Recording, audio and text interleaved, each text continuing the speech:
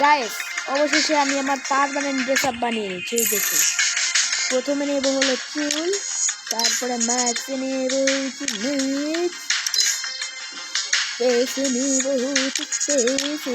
দেখুন dress up নেব হচ্ছে